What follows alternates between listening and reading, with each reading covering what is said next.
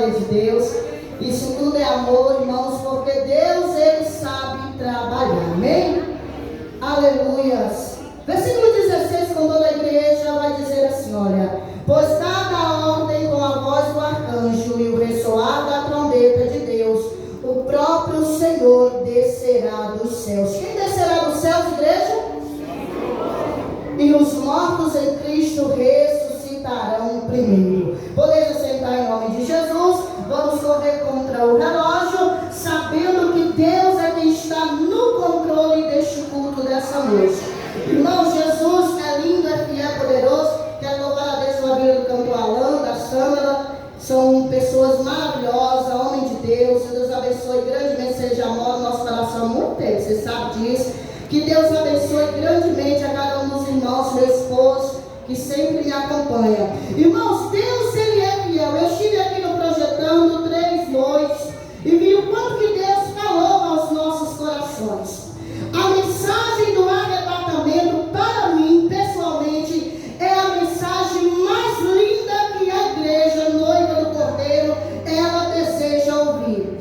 É a mensagem que faz os meus olhos lacrimejarem, faz o meu coração acelerar, a minha pele suar, porque eu almejo tanto ver a face do meu Senhor. E eu tenho certeza que esse é o desejo da igreja que já está salva em Cristo Jesus.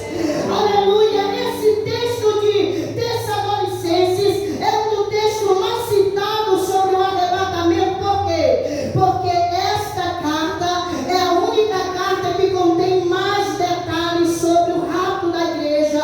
Aleluia! Para os ares, para com o Senhor. E eu estudando bastante esse livro, descendo muitos dias, examinando as escrituras sagradas, eu descobri que a igreja de Tessalônica era como a menina dos olhos de Paulo. A igreja de Tessalônica, ela é a igreja mais amada pelo apóstolo Paulo, irmãos, porque é a única igreja que não deu trabalho ao apóstolo. Éfeso, nós falamos muito da igreja em Éfeso, da igreja de Corintos, mas elas eram filhas rebeldes, davam sempre trabalho na obra de Deus. Só que a igreja de Tessalônica não, é uma igreja que o apóstolo Paulo amou do fundo das suas entranhas.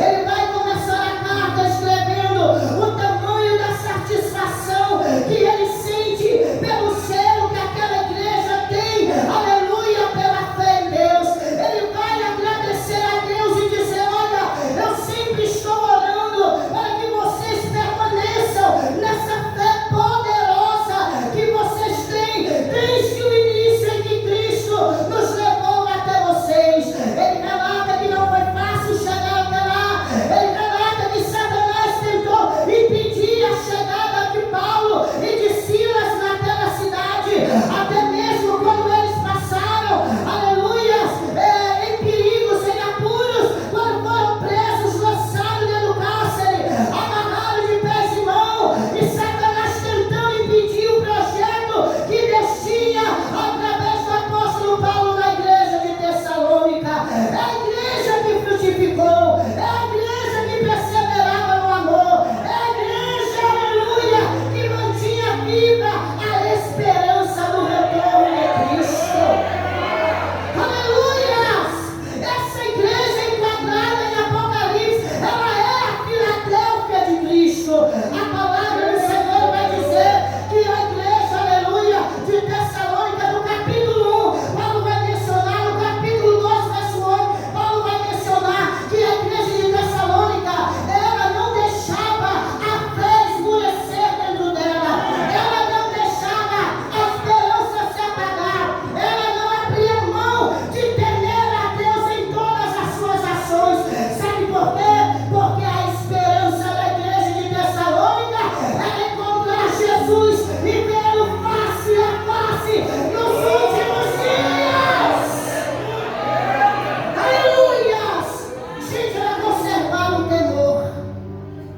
E é isso que faz nós ter a fé genuína.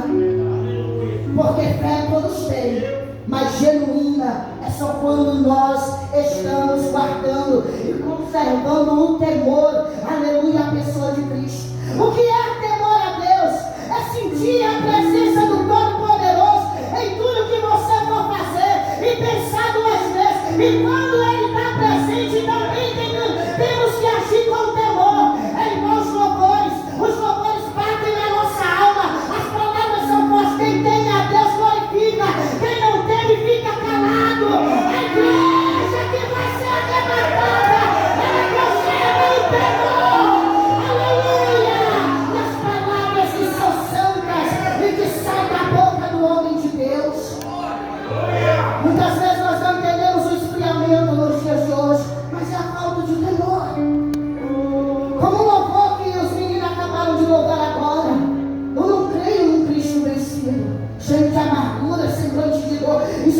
nossa alma vibrar, porque a minha fé não leva a crer num Cristo assim, a minha fé leva a crer num Cristo glorioso, que vai retornar de céus com poder e grande glória.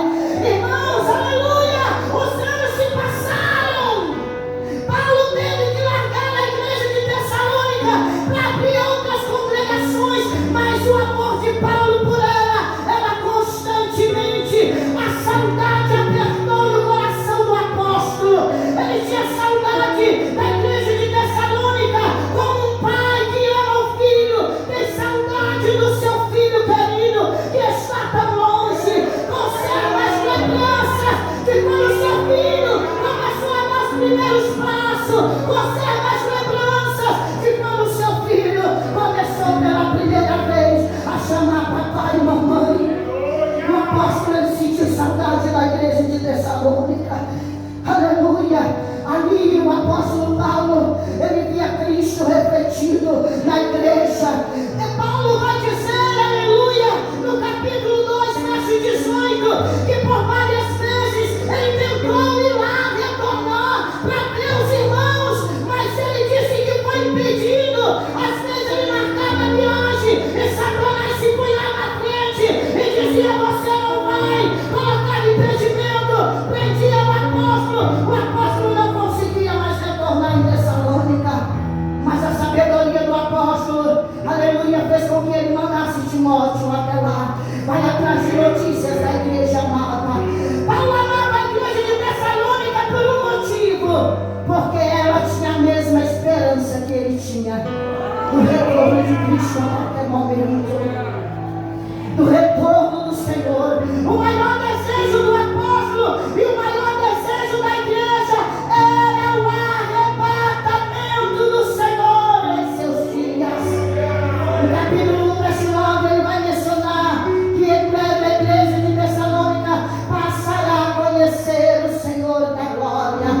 A igreja de Tessalônica, ela andava no terror, guardava a sã doutrina, conservava os ensinamentos do apóstolo, mas uma hora ou outra passava alguém lá para pregar a palavra, e uma hora passou os hereges que pregaram a palavra, dizendo para os crentes de Tessalônica que eles não acreditassem nesse negócio de que todos iriam ver Jesus descer das nuvens com poder e grande glória. Eles começaram a dizer: olha, aqueles que já estão partindo, aqueles que já estão morrendo, esses já ressuscitaram, esses já viram Cristo, já viram a volta de Jesus. Eles estavam pregando heresia. Inclusive o apóstolo Paulo vai citar em Milhão de Fileto. Ele vai dizer: não acrediteis nesses hereges, ainda que mandem uma carta assinada com meu nome, não acreditem. Sabe por quê? Aleluia! Porque nós, os que estamos vivos, não precederemos aos que dormem. Não precederemos aos que dormem. Não entristeçais o vosso coração acreditando nesse falso ensinamento. Ah, meu Deus, você sabe o que é não precedem? Não acreditem, porque nós não iremos, oh glória a Deus, ver o retorno de Cristo, oh glória, sem antes o Senhor ressuscitar os que nele dormem. Irmãos, a igreja de Tessalônica, ela tinha um prazer tão grande de acreditar no arrebatamento, irmão Gilson, que quando alguém morria, eles choravam e eles diziam: nossa, esse não vai ver Jesus descer, esse não vai ver Jesus retornar nos ares. E eles ficavam na esperança de que tinham que se manter vivo, porque se eles morressem sem ver Cristo descer nos ares, eles iam passar pela ira de Deus. A igreja salva, ela tem consciência de quem ficar aqui vai passar pela grande tribulação, mas os salvos têm a certeza que verão o Senhor face a face. Você está fazendo por onde ver a face de Cristo? Você tem almejado a volta de Jesus? O apóstolo Paulo vai dizer para eles: olha, não precederemos aos que dormem. Vocês sabem por quê? Porque Jesus, ele vai voltar. Mas antes dele voltar, ele vai acordar todos os que estão dormindo. Desde a época de Adão, ele irá, aleluia, acordar com a voz de comando os que estão no pó da terra. Paulo vai dizer assim: olha, pois nada a ordem, vírgula, respeite o português, respeite a leitura. Há uma vírgula que diz assim: pois dada a ordem. Que ordem é essa? A ordem de comando que vem do céu, com a voz do arcanjo e o ressoar da trombeta de Deus. O próprio quem? O próprio Senhor descerá dos céus, e os mortos em Cristo ressuscitarão primeiro. O apóstolo Paulo está dizendo: não te preocupa, porque o seu paizinho já faleceu. Não te preocupa, porque o seu avô que tanto alejado a boca de Jesus já dorme. Não te preocupa por aquela irmã do ciclo de oração que todo dia dizia: Jesus está voltando, Jesus está voltando. Mas ela morreu e não viu o retorno de Cristo. A promessa do Senhor, ela não vai perder validade nem depois de mortos. A palavra de Deus diz que o Senhor fará com que os que dormem vejam ele descer nos céus, nas nuvens com poder. E eu acho lindo que o apóstolo diz, porque ele vai dizer que a ordem de comando vai ser dada desde os céus. Essa ordem não vai vir do arcanjo. Há uma vírgula aqui. Essa ordem não vai vir de arcanjo para os mortos ressuscitarem. Arcanjo não ressuscita ninguém. Anjo não ressuscita ninguém. A única voz que tem poder de ressurreição é a de Cristo. É Ele quem vai mandar lá de cima. Vai chamar o seu exército. Vai reunir o exército dos santos com a sua voz poderosa. A Bíblia diz que a voz do Senhor é poderosa. Salmo 29 vai dizer que ela é tão poderosa que no meio da floresta, quando ele brada, aleluia, o cedro se parte ao meio sozinho. No meio da floresta, a coça, aleluia, ela dá a sua cria pela ordem de Deus. A voz dele é tão poderosa que faz os desertos de Cádiz tremer. Aquele desertão de 40, 50, 60 graus, é Deus quem faz ele permanecer intacto. A voz do Senhor é poderosa. Essa voz será ouvida por todos os santos que dormem no Senhor. A voz do Senhor é a única que pode acordar quem já morreu. Não, você não entendeu. Só sabe quem já perdeu alguém, esteve diante do caixão falando: acorda, acorda. E a sua voz não tem autoridade para acordar. Você chorando e dizendo: levanta, por que tu me deixou? Por que você se foi tão cedo? Porque a tua voz não faz ninguém acordar. Mas a Bíblia diz que Jesus, com o som da voz, ele acorda quem já morreu. É por isso que a voz vira dele e não do arcanjo. Foi ele que abriu Maria chorando. Ele disse: onde o puseste? Eu vou lá acordá-lo. Eu preciso acordar o meu amigo Lázaro. A Bíblia diz que ele vai e com o som da sua voz ele desperta Lázaro do sono. Oh, maravilha! Eu tenho certeza que Lázaro veio flutuando. Não tinha condição de andar com ataduras. Assim será no arrebatamento.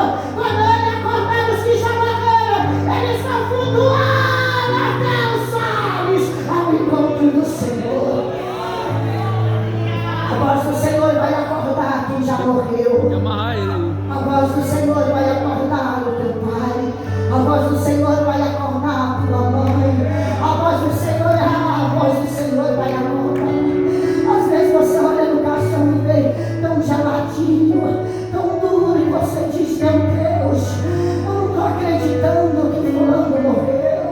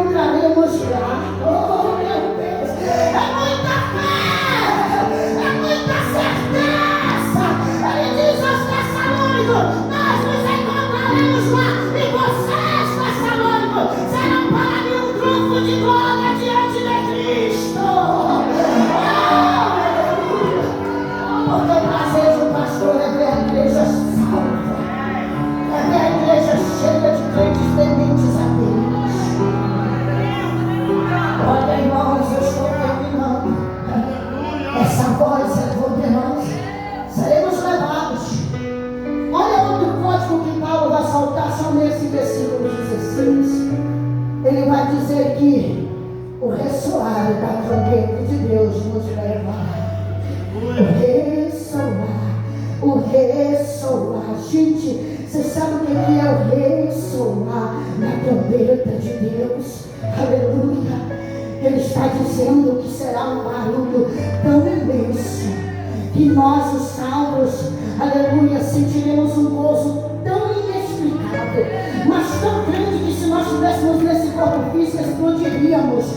Mas para os que ficarem, a voz de Cristo será um estrondo, será a voz de um ladrão chegando na madrugada, pastor Railson, e pegando muita gente de surpresa. De madrugada, por quê? Porque de madrugada é a hora da tua nudez estar de fora. De madrugada é a hora do teu cansaço. De madrugada é a hora que você não se importa com nada. Ele está dizendo: cuidado, porque eu posso te pegar nessa caixa do nada. Cuidado. Tema ao Senhor. Faça como a igreja de Tessalônica. Gente, tem dia que eu venho culto de doutrina. Aqui na sexta-feira, eu fico me segurando ali atrás, pastor Railson, porque cada palavra que é exposta aqui queima dentro da minha alma.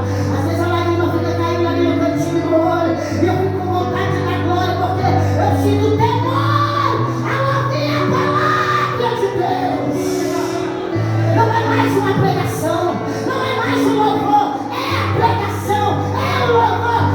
Este é o passo nova, todas as coisas.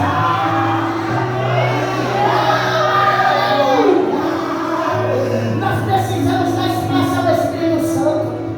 Olha o verso 17 que ele vai dizer: olha, depois que a voz for dada, a ordem para os que estão dormindo no Senhor se levantar, nós, os que estamos vivos, seremos arrebatados. Gente, eu perdi minha sogra faz 3 meses amanhã. Mas Deus tratou da minha sogra de uma forma tão tremenda. E eu, uma certa vez, apertei minha sogra e disse: sogra, tu quer viver conosco para sempre? Ela disse: quero. Só tenho meu esposo de filho. Me considerava como filha, não tinha mais ninguém. E eu disse para ela: pois trate de se consertar com Jesus, porque senão tu não vai morar onde nós vamos. Tu precisa se consertar, tu precisa de Deus, tu quer passar a eternidade conosco. Ela disse: eu quero. A lágrima caiu. Ela disse: eu amo meu filho, aleluia, no servo do Senhor. Eu falei: sogra, então te entrega para Jesus de corpo, alma, coração, porque nós vamos nos encontrar lá. Lá nós vamos nos encontrar. Tu morarás conosco para sempre. E assim a sogra fez. E como amo, ela veio descendo as águas. O Senhor a recolheu, me mostrou o dia, me mostrou a hora. Não foi, irmãos? Irmãos Cardoso estão tudo de prova.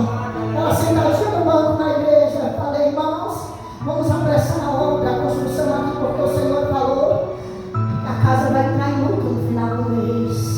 E nós precisamos encerrar a obra. Deus vai levar a minha sogra. Ela só olhou assim pro canto. Não ficou com medo, pastor Luciano, mas ela disse: se Deus falou para a Adriana que Ele vai me levar, então eu estou pronto. Dentro de um mês o Senhor a levou.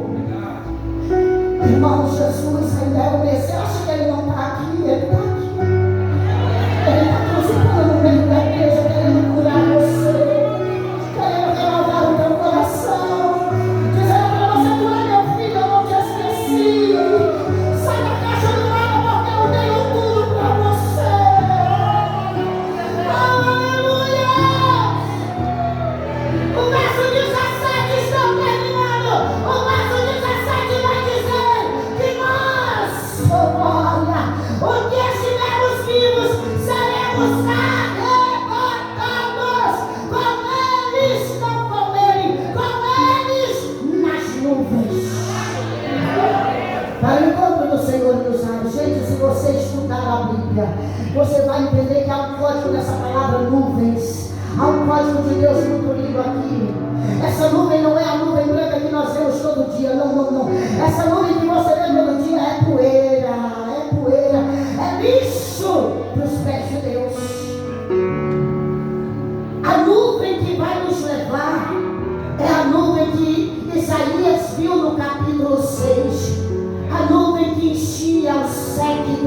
glória do Senhor. Isaías viu o Senhor assentado em um alto e sublime trono, e a aula do céu mexido, no seu séquito da sua glória, enchia aquele lugar. Deus sempre trabalhou com nuvem de glória.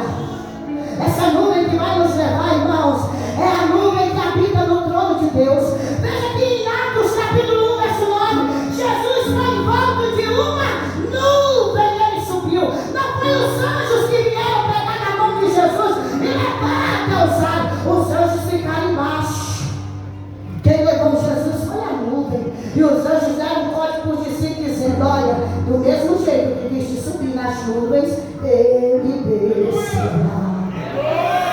Essa nuvem é uma nuvem santificada. Essa nuvem evangélica é a Shekinah do próprio Deus. É por isso que quem perde o Espírito Santo não participará do arrebatamento, porque é Ele quem traz essa Shekinah, essa nuvem de glória para dentro do nosso ser. Irmãos, essa nuvem, aleluia, é a mesma nuvem que esteve com Moisés quando ele tirou o povo do Egito. A Bíblia vai dizer lá em Êxodo, capítulo 13, verso 21, que essa nuvem acompanhou o povo no deserto. E se você for examinar o versículo em várias traduções, você vai ter um código de Deus ali tremendo. Eu pensava antigamente, pastor Carlos, que tinha a nuvem e a coluna de fogo, mas não era só a nuvem. Ela de dia era nuvem e de noite ela mesma era tocha de fogo na cabeça dos israelitas. Ela brilhava. Samuel vai dizer que as nuvens, a nuvem do Senhor, ela repeia. A nuvem do Senhor, ela resplandece com raios, trovões e até mesmo brasas vivas, porque ela está cheia da glória do Deus poderoso. Essa nuvem, ela descia na tenda de Moisés. Quando Moisés queria ouvir a voz de Deus, e Deus queria conversar com Moisés, irmã, a Bíblia diz que a nuvem vinha. Aí o povo de Israel lá se vê na presença, e a nuvem. Moisés via a nuvem, já sabia o código, o papai está chamando. E ele habitava dentro da tenda e a nuvem parava por cima. Quem era que falava de dentro da nuvem, face a face com Moisés? Era o próprio Deus. É por isso, aleluia, presbíteros, é filho que Deus vai na Bíblia, vai dizer que Moisés falou com Deus face a face, porque Moisés olhava para a nuvem, não conseguia ver o rosto de Deus, mas de dentro da nuvem Deus via o rosto de Moisés. Essa nuvem vai ter que pegar no dia do retorno glorioso de Cristo. A Bíblia diz em Mateus 24, verso 31, que os anjos se posicionarão para levar os eleitos de Deus até os ares. Só que eles tocarão trombetas. Se você examinar o verso 31 no capítulo 24 de Mateus, eles vão se posicionar com trombetas na mão. Então eles vão ouvir os buscar. E com o som da trombeta ele vai fazer o quê? Nos fazer reunir. Só que quem vai te trasladar aqui, ô pastor Raílson, é a mesma nuvem que esteve com Moisés. É a mesma nuvem que está agora no trono de Deus, aguardando a ordem secreta. Aleluia. Cristo descerá para nos arrebatar. E para concluir, a igreja de Tessalônica recebe consolo por essas palavras. E vou ver, meus filhos queridos, todos nós vamos ver o retorno de Cristo. Gente que ele morre com a esperança de ver o arrebatamento, não tem a promessa anulada. Mesmo que nós venhamos morrer, essa geração falando que Jesus vai voltar, ele vai voltar e nós vamos ver. Nós só que ficar aqui, não. Nós vamos ter o privilégio de ver. E o apóstolo Paulo vai dizer à igreja de Tessalônica, depois que ele consola ela, ele vai dizer assim: olha, antes que ele venha, vai haver sinais. E a uns Senhor. Eu vejo ele como o último sinal, pastores. O apóstolo Paulo vai dizer isso. A apostasia. Aí ele vai dizer assim, olha, e quando vier a apostasia, então se manifestará o filho da perdição. O último sinal para o arrebatamento não é terremoto, não é guerra, esses sinais já vem precedendo a vida do Senhor. O Senhor disse, são princípios, começos de dores de uma mulher que vai parir. E o pior, ela não vai parir o filho da luz, ela vai parir o anticristo. Essas dores são para o anticristo nascer. Elas precedem a chegada do filho da perdição. Ele é tão ruim, que o nascimento dele já provoca transtorno antes dele chegar. E o apóstolo Paulo diz, olha, a apostasia chegará. Aí quando a apostasia chegar, vocês podem dizer, ó, qualquer hora ele desce.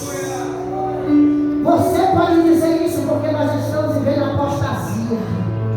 É o último sinal para o retorno de Cristo. O que é apostasia? É negar a fé que um dia você conheceu. O que é apostasia? Aleluia! É largar o certo pelo errado. Pronto, falei. Apostasia é aquilo que não podia, agora pode. É aquilo que antes causava temor, hoje não causa mais e fazem. Apóstatas, cuidado, porque Jesus está voltando. Mantenhamos a fé genuína no retorno de Cristo Jesus.